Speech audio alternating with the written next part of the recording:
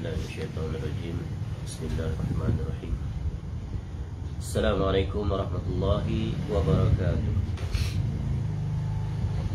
إن الحمد لله نحمده ونستعينه ونستغفره ونعوذ بالله من شرور أنفسنا ومن سيئات أعمالنا.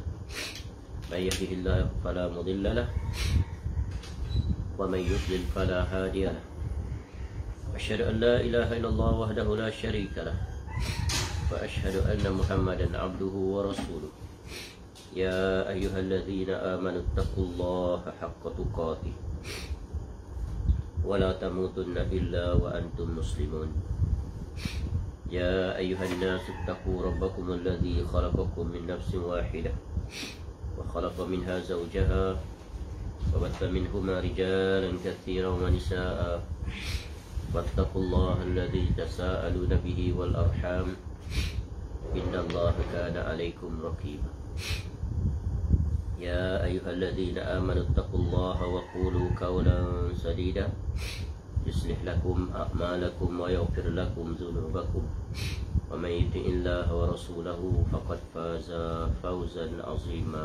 أما بعد فإن أصدق الحديث كتاب الله وخير الهدي هدي محمد صلى الله عليه وسلم وشر الأمور محدثاتها وكل محدثة بدعة وكل بدعة ضلالة وكل ضلالة في النار. اللهم إنا نسألك علما نافعا.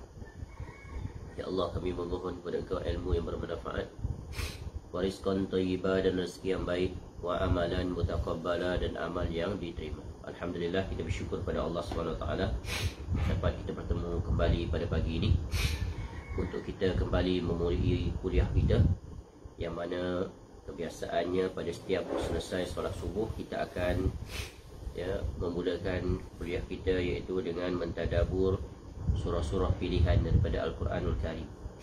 Namun pada pagi ini kita tukar jadual kita disebabkan oleh perkara-perkara tertentu.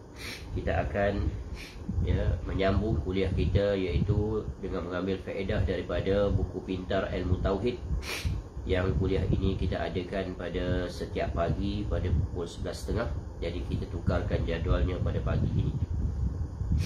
Baik, kita akan meneruskan kuliah kita dengan mempelajari buku pintar ilmu tauhid yang merupakan kompilasi fatwa dan risalah Fadilatul Syekh Muhammad bin Saleh Al-Utsaimin rahimallahu taala, yang disusun oleh Abu Fadli Rabbani hafizahullah taala, iaitu kitab yang diterbitkan oleh Media Tarbiyah, cetakan pertama 1440 Hijrah bersamaan dengan 2019.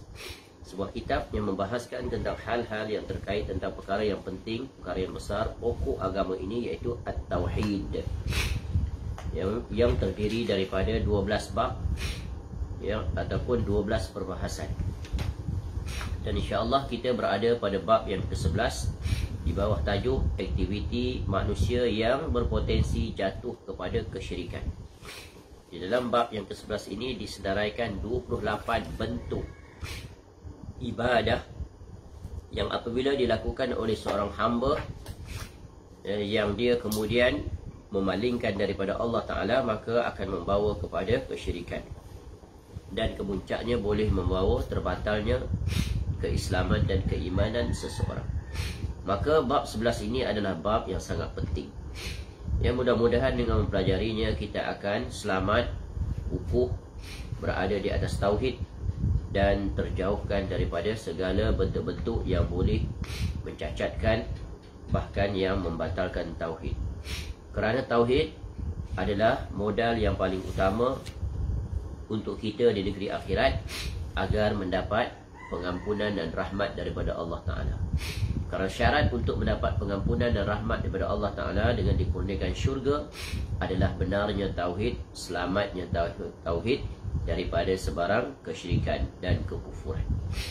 Sebab itulah para rasul-rasul alaihi wassalatu wassalam semuanya diutuskan untuk menegakkan perkara yang satu ini, iaitu ani'budullah wajtanibut taghut. Sembahlah Allah semata-mata dan jauhilah daripada segala taghut.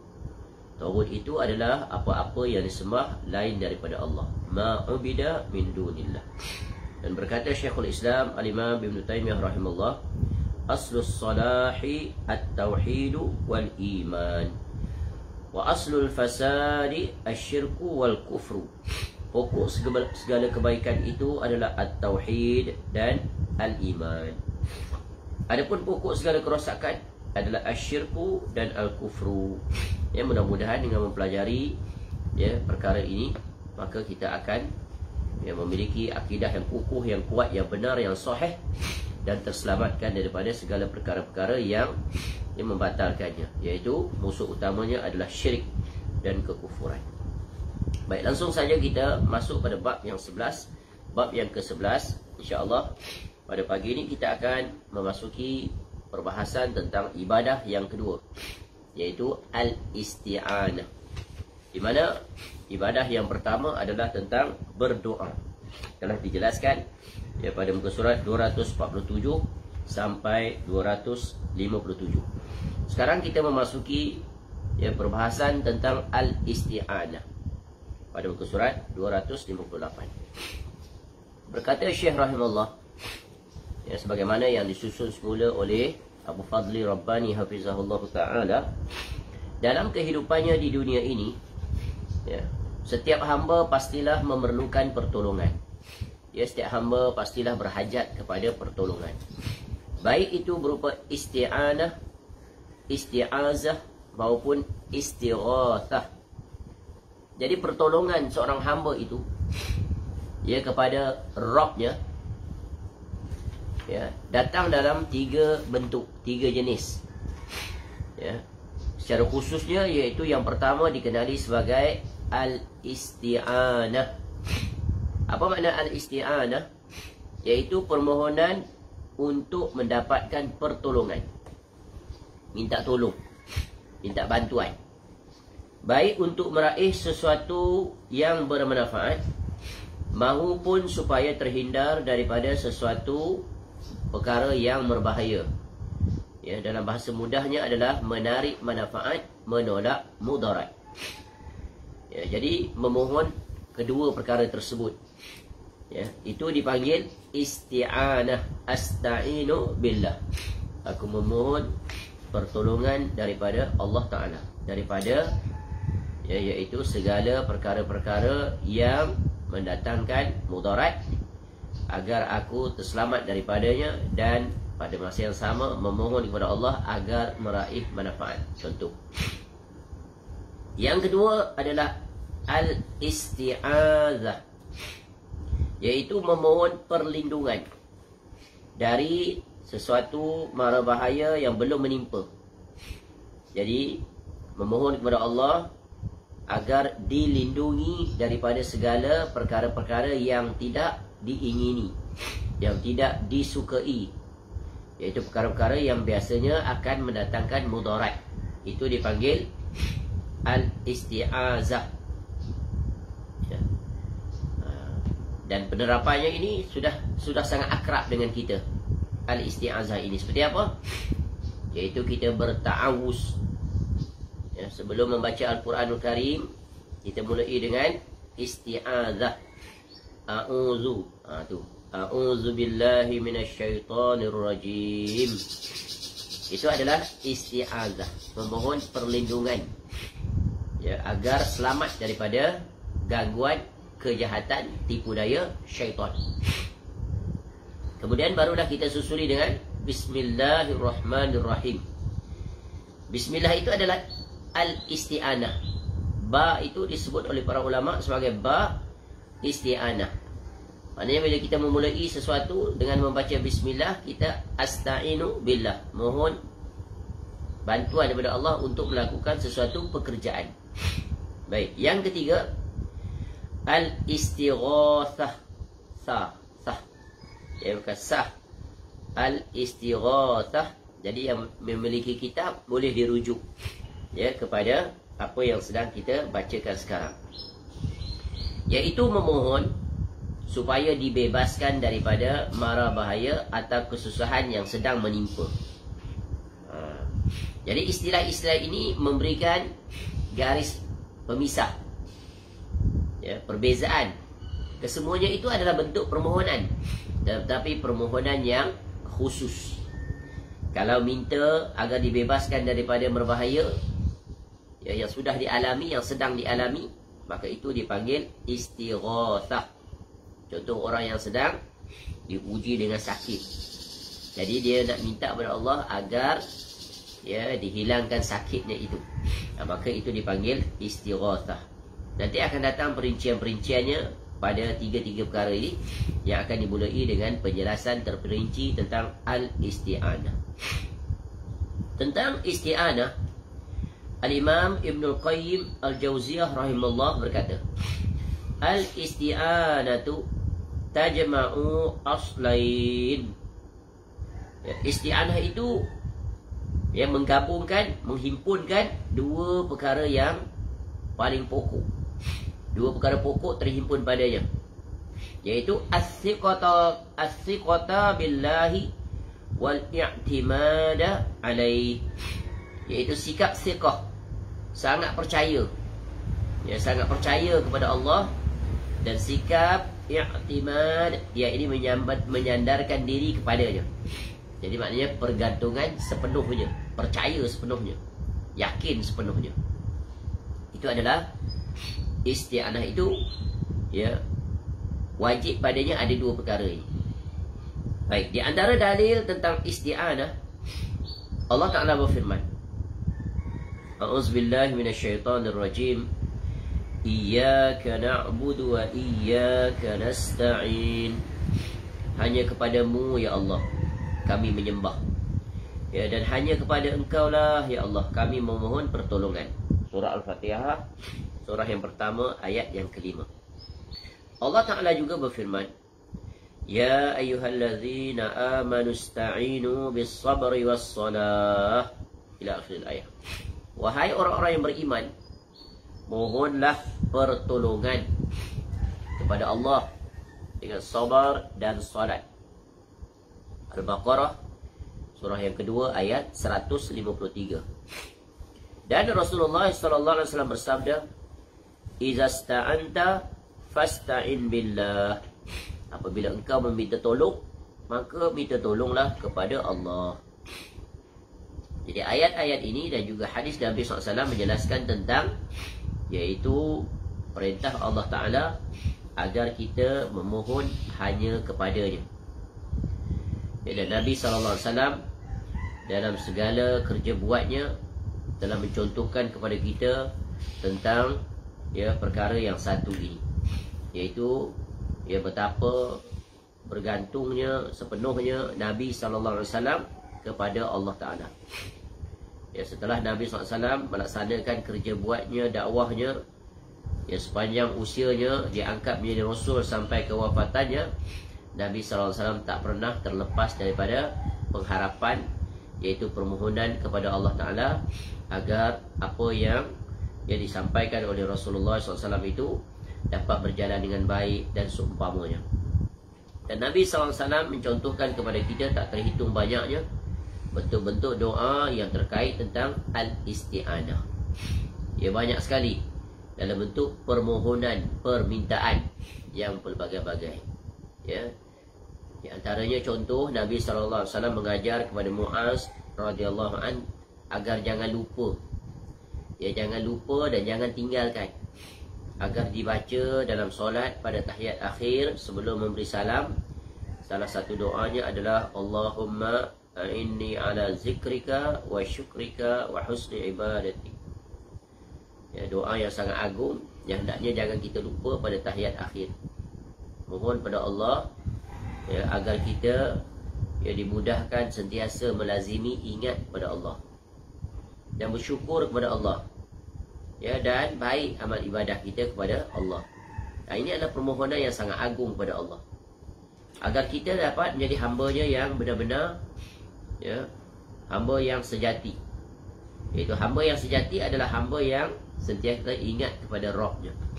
Ingat kepada Rabb-Nya bagaimana? Dengan melakukan segala ketaatan kepadanya dan meninggalkan segala apa yang ditegah olehnya. Dan sentiasa bersyukur terhadap nikmat kurniaannya yang tak terhitung. Segala kurniaannya sekecil-kecil sampai sebesar-besar, semuanya disyukurinya. Ya, dan hendaklah dia sentiasa memperbaiki, memperhalusi, mempertingkatkan, memperbaiki kualiti amal yang dia lakukan terhadap Allah Ta'ala. Baik. Macam-macam isti'anah. Ya. Fadilatul Syekh Muhammad bin Salih Al-Utsaimin rahimahullah menjelaskan, isti'anah bererti mengharapkan bantuan.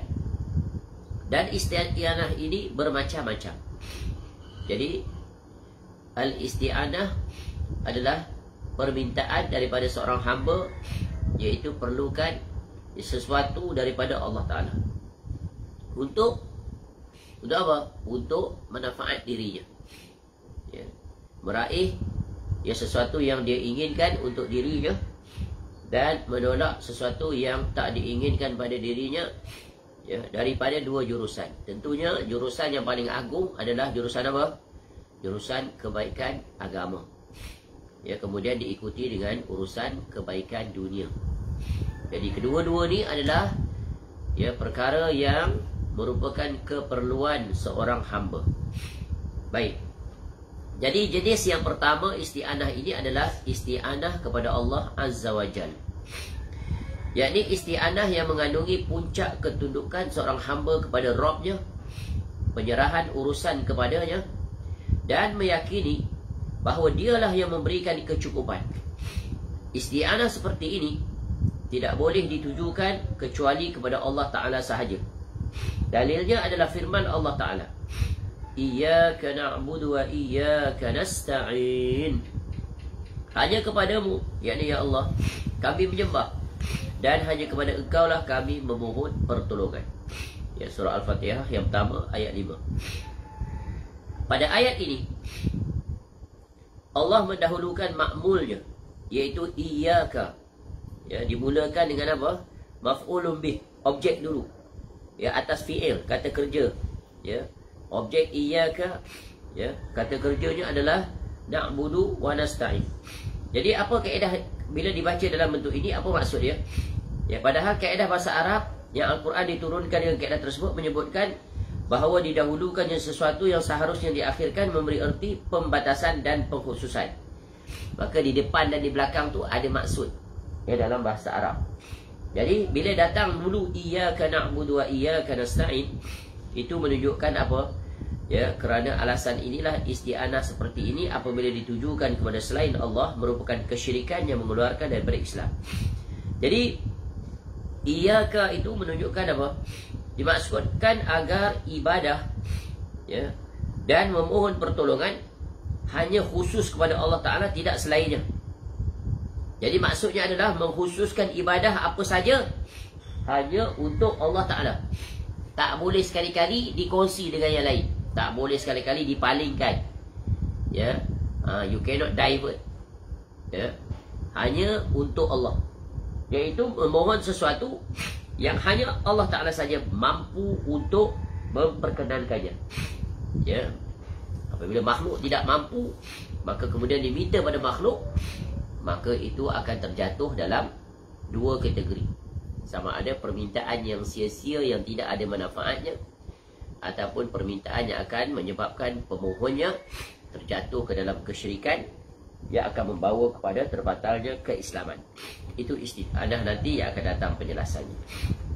Jadi ini adalah isti'anah yang sangat agung, iaitu memohon sesuatu, ya, hanya kepada Allah Ta'ala, yang hanya Allah Ta'ala saja mampu untuk memperkenankannya. Makhluk langsung tak mampu, siapa pun dia. Sama ada dia malaikat yang paling dekat dengan Allah atau Rasul yang paling dekat dengan Allah. Yang kedua adalah isti'anah kepada makhluk yang memang mampu untuk menolong. Minta pertolongan dengan makhluk. Maka macam kedua ini, jenis yang kedua ini dihukumi menurut apa saja yang dimintakan pertolongannya.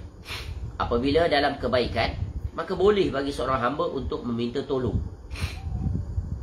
Adapun bagi orang yang dimintai pertolongan, maka disyariatkan baginya untuk memberikan bantuan. Dasarnya adalah firman Allah Ta'ala, wa ta'awanu 'alal birri wat taqwa, dan tolong-menolonglah kamu dalam mengerjakan kebajikan dan takwa. Ya, surah Al-Maidah, surah yang kelima, ayat kedua. Ya, jadi ini ada, iaitu memohon pertolongan sesama makhluk. Ya, dan memohon pertolongan sesama makhluk ini juga jatuh pada dua hukum. Satu adalah dibolehkan, satu adalah dilarang. Ya. Yang mana dia mampu melakukannya. Contoh, orang miskin datang kepada orang kaya untuk meminta bantuan. Minta bantuan apa? Barangkali dari segi keuangan. Ya, minta bantuan dari segi memerlukan bantuan makan minum. Ya. Ataupun apa saja yang orang kaya itu mampu untuk memperkenankannya. Maka ini adalah diharuskan. Contoh lain, orang yang lemas di sungai umpamanya, terkapai-kapai dia. Ya, kemudian ada orang yang melihatnya, maka dia meminta tolong agar diselamatkan, dan orang tersebut mampu, maka dia pun terjun ke sungai untuk menyelamatkan orang yang hampir mati lemas itu. Itu boleh atau tidak? Boleh. Kemudian ada tak pertolongan yang tak boleh? Ada. Dia tidak mampu. Ya, contoh orang yang sakit, ya, terlantar di hospital, kemudian meminta tolong kepadanya untuk membantu. Contohnya membangunkan rumah, bekerja. Ya, dia tak mampu, minta kat dia sakit, contoh. Ya. Ada permohonan juga yang terlarang. Ya, dia sihat. Ya. Dia kuat. Kita minta tolong dia untuk menunjukkan jalan ke tempat-tempat maksiat umpamanya, untuk berbuat maksiat. Atau kita tolong dia, kita minta dia untuk membantu kita, ya, melakukan kejahatan, seperti ajak sekali bersekutu untuk merompak rumah seseorang. Atau contoh, minta dia membelikan sesuatu yang diharamkan dalam syariat, seperti minta dia beli apa? Beli arak untuk dia minum, atau beli nombor ekor, atau berjudi dan sebagainya. Ya, kerana apa? Manusia ini dia makhluk sosial. Ya, sama-sama mereka itu, ya, saling perlu memerlukan. Termasuk salah satunya adalah saling tolong menolong, bantu-membantu dalam urusan sesama manusia. Jadi ini adalah perkara yang isti'anah, yang mana, ya, dibenarkan berdasarkan keadaan dan situasi dan apa yang dia minta tolong. Nah, terjatuh pada dua tadi lah, dibolehkan atau dilarang. Dilarang di mana? Dan janganlah kamu tolong-menolong, wa ta'awanu 'alal itsmi wal 'udwan. Jadi sedangkan apabila dalam dosa atau keburukan, maka hukumnya haram, baik bagi orang yang meminta tolong maupun orang yang dimintai pertolongan.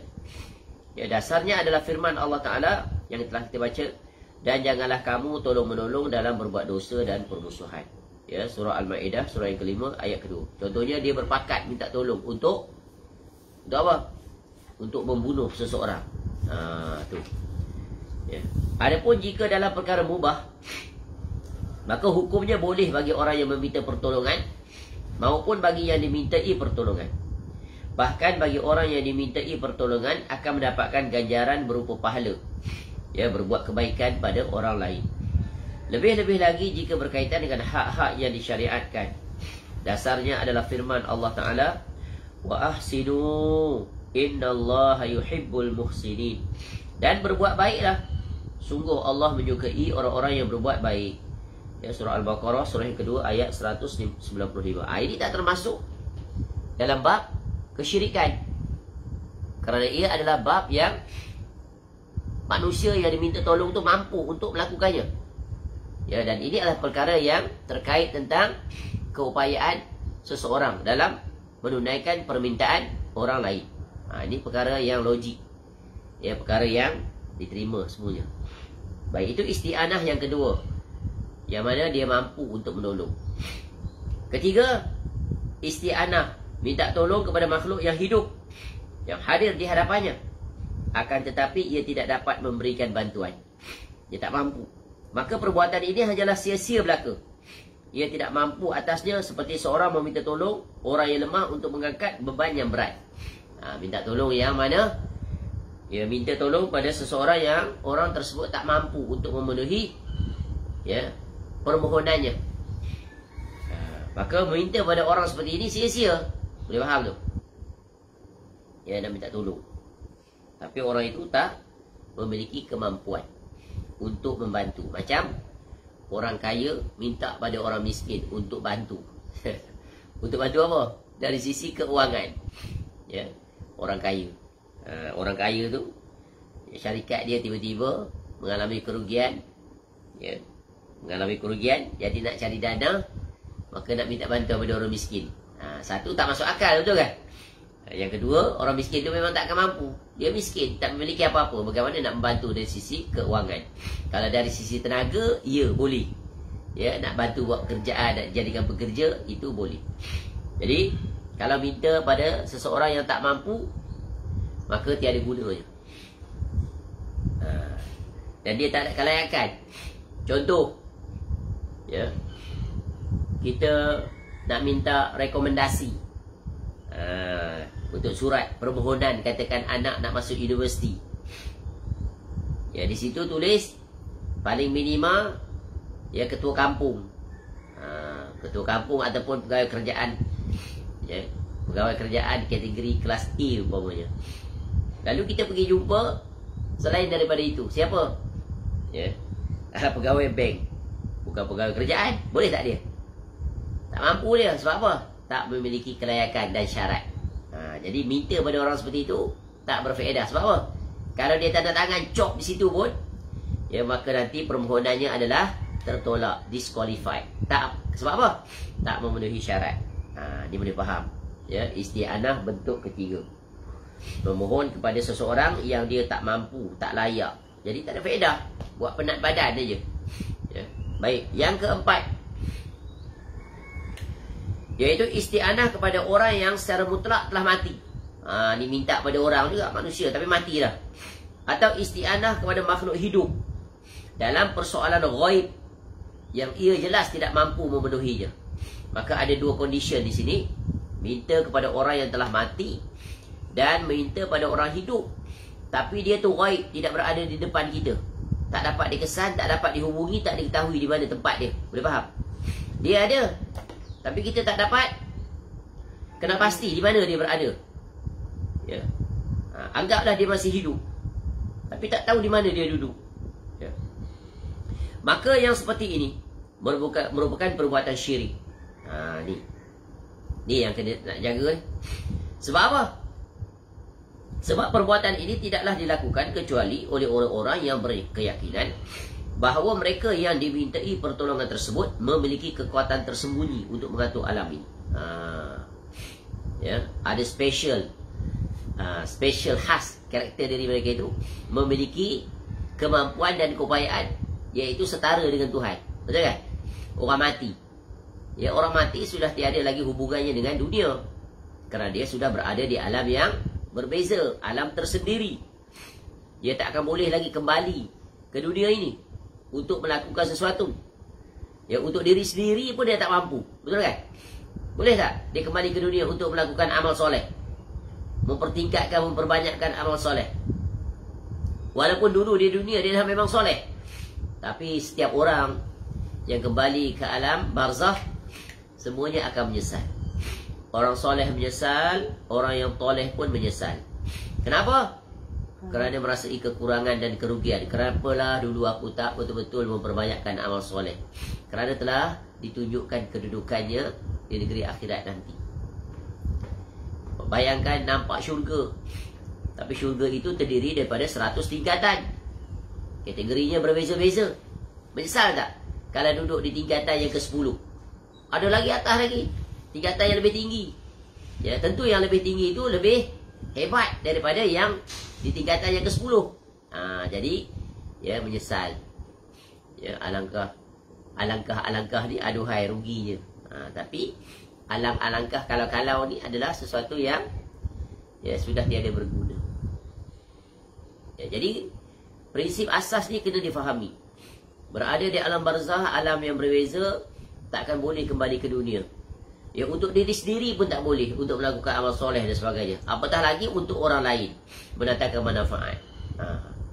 Tapi manusia, ya, apabila terkena syubhat syaitan dan manipulasi pemahaman terhadap ayat-ayat dan hadis Nabi SAW, mereka menganggap perkara itu adalah perkara yang mungkin saja boleh berlaku.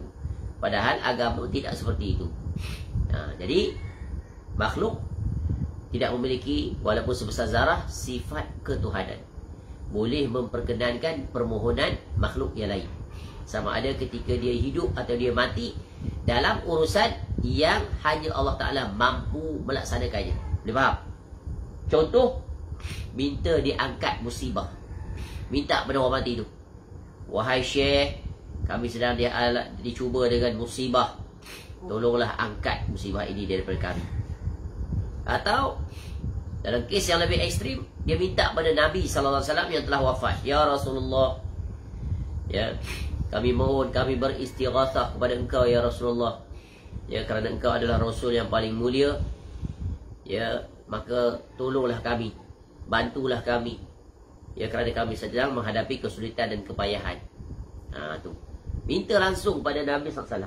Padahal Nabi SAW bukan Rabb. Nabi SAW adalah seorang abdun, seorang hamba, maka tak boleh diibadahi, ya, la yu'bad, ya. Dan ibadah ini bukan tunduk, rukuk, sujud, bukan semata-mata di situ. Ibadah itu adalah mengagungkan, membesarkan dan ketergantungan kepada, ya, yang diminta, yang diharapkan, yang dihajati, dan meletakkan posisinya sama dengan posisi Allah Ta'ala yang boleh memberi dan memperkenankan. Sesuatu yang makhluk tak boleh memberi dan memperkenankan. Tu kena ingat, tu kaedah. Dia minta diturunkan hujan, minta dijauhi daripada musibah banjir, ya, minta dijauhi daripada, ya, musibah yang pelbagai. Itu hanya boleh dilakukan oleh Allah Ta'ala. Makhluk sama ada yang hidup apatah yang mati tak akan memiliki kemampuan itu. Jadi bila diminta kepada mereka-mereka itu, maka itu akan membawa kepada kesyirikan dan kekufuran. Begitu juga minta kepada orang yang ghaib, yang tidak ada di depan, ya. Sebab dia anggap orang ghaib itu, orang yang tidak berada di depannya, mendengar, ya, mendengar. Jadi mendengar itu adalah, ya, perkara yang ghaib, tak tahu di mana. Jadi dia memiliki kemampuan untuk mendengar, ya. Padahal Allah Ta'ala sahajalah yang mampu mendengar, ya, mampu melihat, mampu memperkenan. Itu isti'anah yang keempat, isti'anah yang tercela, terlarang. Yang kelima, isti'anah dengan perantaraan amal-amal dan hal-hal yang dicintai oleh Allah Ta'ala. Maka yang seperti ini adalah disyariatkan berdasarkan perintah Allah dalam firman-Nya, ya ayyuhallazina amanu ista'inu bis-sabri was-salah. Wahai orang-orang yang beriman, mohonlah pertolongan kepada Allah dengan sabar dan solat. Surah Al-Baqarah, surah yang kedua, ayat 153. Kalau kita masih ingat, kita ketika mana kita mempelajari tentang bab yang terkait tentang berdoa. Berdoa itu datang daripada dua sisi, iaitu doa permohonan dan doa apa? Ibadah. Doa permohonan, doa masalah dan doa ibadah. Ya, memohon kepada Allah dengan meminta. Dan satu lagi, memohon kepada Allah dengan perbuatan, dengan amal soleh. Tu. Jadi dengan menjadi orang yang soleh, maka Allah kurniakan kita apa? Kurniakan apa yang kita minta dan apa yang tak kita minta. Contoh, kita bertakwa kepada Allah, itu kan amal soleh. Apa yang kita dapat? Allah kurniakan kita ilmu. Wattaqullah wa yu'allimukumullah. Tu Allah sebut. Dan bertakwalah kepada Allah, maka Allah akan bagi kamu ilmu. Allah akan ajari kamu ilmu. Tu dia dapat. Dapat apa? Allah bagi kita faham tentang ilmu. Allah pertingkatkan lagi ilmu kita. Allah bagi kita kesungguhan, semangat, kesabaran, istiqamah, dimudahkan faham, sama ada cepat atau lambat, ya. Dan kemudian Allah mudahkan untuk kita menerapkan dalam kehidupan. Kenapa? Kerana amal soleh yang kita lakukan. Ya, maka Allah bagi. Sebab hamba-hamba yang soleh, ya, Allah akan kurniakan mereka keberkahan, ya, dengan berbagai bentuk. Allah sebut dalam Quran banyak ayat tentang perkara yang satu ini. Walau anna ahlal qura amanu wattaqau lafatahna alaihim barakatim minas sama'i wal ardi ila akhir ayat. Jika penduduk satu qaryah beriman dan bertakwa kepada Allah, ya, maka Allah akan turunkan rezeki daripada langit dan bumi. Ya, jadi dapat sesuatu menerusi amal soleh. Jadi ada 5 jenis isti'anah. Ya, 5 jenis isti'anah. Ya, yang ya, satu-satu dia yang hendaknya kita jauhi adalah isti'anah yang membawa, ya, pelakunya, pemintanya jatuh dalam kesyirikan, menyebabkan dia kufur.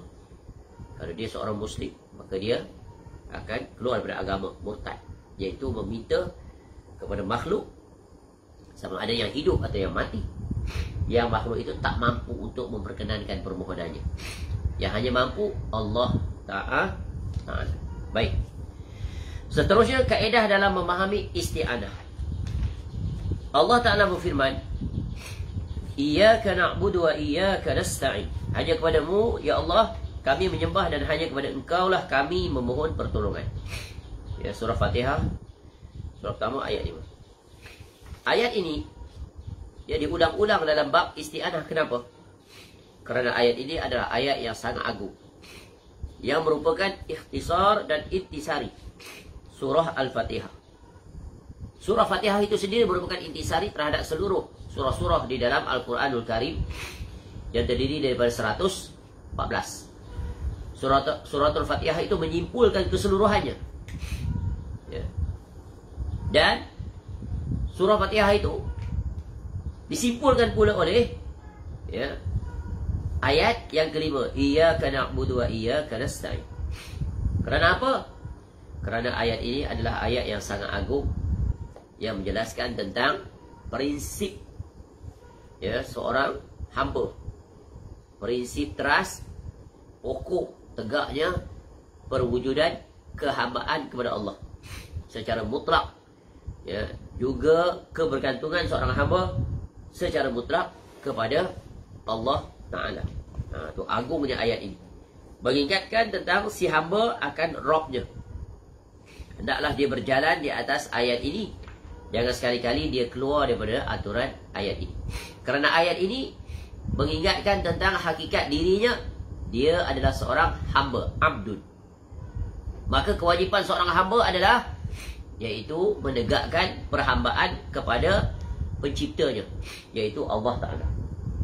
Dan seorang hamba itu dalam setiap kesehariannya sangat bergantung kepada penciptanya, iaitu Allah Ta'ala. Sebab itu salah satu zikir pagi petang adalah mohon kepada Allah. Jangan walaupun sesaat, sekelip mata, ya, terlepas daripada berapa? Penjagaan, perlindungan, petunjuk, bimbingan Allah Ta'ala. Kalau kita hamba, kita tidak memiliki kemampuan mutlak. Apa yang kita lakukan ini semuanya di bawah aturan Allah Ta'ala. Minta kepada Allah Ta'ala. La hawla wa la quwata illa billah. Fadilatul Syekh Muhammad bin Shalih Al-Utsaimin rahimahullah menjelaskan, wajib untuk mengikhlaskan isti'anah kepada Allah semata-mata, berdasarkan firman Allah Ta'ala, Iyyaka na'budu wa iyyaka nasta'in. Hanya kepadamu lah ya Allah kami menyembah, dan hanya kepada Engkau lah kami memohon pertolongan. Jadi ayat ini juga adalah bentuk apa? Bentuk doa, ya, permohonan. Juga bentuk apa? Iaitu bentuk apa? Perintah daripada Allah. Jangan keluar daripada perintah ini, iaitu aturan agar kamu dalam melaksanakan ibadah wajib ditujukan kepada Allah. Itulah dia ikhlas lillahi ta'ala. Dan wajib kamu melaksanakan ibadah itu murni, ya, hanya semata-mata untuk Allah. Itu dia keikhlasan. Itu natijah pemahaman daripada La ilaha illallah, ya. Dan wajib peribadatan kamu itu, yang kamu lakukan itu adalah mengikut apa? Mengikut apa yang ditunjukkan, yang diajari oleh Nabi SAW. Kemudian memohon, sentiasa bergantung harap kepada Allah. Baik, jika ada yang bertanya, bagaimana mungkin kita diperintahkan untuk mengikhlaskan isti'anah hanya kepada Allah sahaja? Padahal dalam ayat lain ditegaskan adanya isti'anah kepada selain Allah, yakni dalam firman Allah Ta'ala, wa ta'awanu 'alal birri wat taqwa, dan tolong-menolonglah kamu dalam mengerjakan kebajikan dan takwa. Surah Al-Maidah, surah yang kelima ayat 2. Dan Nabi SAW pun bersabda, tu'inur rajula fi dabbatihi fatahmiluhu 'alaiha aw tarfa'u lahu 'alaiha mata'ahu sadaqah. Engkau menolong seseorang untuk menaiki kenderaannya, atau engkau mengangkatkan barangnya ke atas kenderaannya, merupakan sedekah. Nampak macam kontradik, saling bertentangan. Ya. Ayat ini minta kita minta hanya pada Allah, tapi ayat ini boleh pula minta pada makhluk. Tapi sebenarnya dah terjawab dalam 5 kategori tadi. Tapi di sini nak diulang lagi supaya supaya apa? Supaya hilang kesamaran yang didatangkan oleh orang-orang yang sering mendatangkan kesamaran dalam beragama. Jawapannya adalah bahwasanya isti'anah itu ada 2 jenis, yaitu isti'anah tafwid dan isti'anah musyarakah. Di Syekh rahimahullah menjelaskan lebih terperinci khusus dari sisi ini. Isti'anah tafwid, yakni engkau bersandar hanya kepada Allah dan berlepas diri daripada orang-orang di sekitarmu. Isti'anah jenis ini hanya khusus bagi Allah Azza wa Jalla. Maknanya bergantung sepenuhnya kepada Allah. Minta kepada Allah, tak minta pada makhluk. Tadi walaupun kita minta pada makhluk, tetap kemuncak mutlaknya kita bersandar pada siapa? Pada Allah. Kerana makhluk itu pun tak akan dapat mampu melakukan sesuatu walaupun dia mampu, kecuali dengan izin daripada Allah. Sebab itulah ucapan la haula wala quwwata illa billah sangat besar pengertiannya. Kita sebagai hamba, walaupun secara adatnya kita mampu melakukannya, kerana itu yang Allah kurniakan kebolehan dan kemampuan untuk kita melakukannya.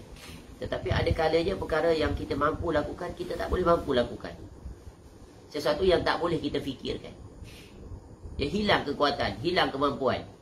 Padahal boleh kita berbuat kalau mengikut kelaziman. Dan banyak berlaku perkara yang keluar daripada aturan. Kenapa? Itu semua tak lain dan tak bukan atas perintah Allah. Contoh apa? Contoh kisah Nabi Ibrahim AS dihumbankan dalam api. Api panas sifatnya, tapi pada ketika itu tidak membakar jasad yang mulia Nabi Ibrahim AS. Kenapa? Allah memerintahkan pada api itu untuk tidak membakar. Maka tidak panas dia, menjadi dingin untuk Nabi Ibrahim AS, tapi menjadi panas untuk orang yang berada di sekitarnya. Itu perkara yang mencari adat yang luar daripada aturan kebiasaan. Itu adalah mukjizat Nabi Ibrahim AS. Baik. Isti'anah musyarakah pula adalah, iaitu bekerja sama, dia bersyarikat. Syirik tu ada bersyarikat. Syarikat. Dah jadi perkataan syarikat bahasa Melayu. Ini bahasa Arab. Kalau dalam bab akidah, bersyarikat itu adalah syirik. Tu. Tengok penempatan perkataan itu. Yakni bekerjasama dengan orang lain dalam urusan yang sedang kau kerjakan. Bersekutu.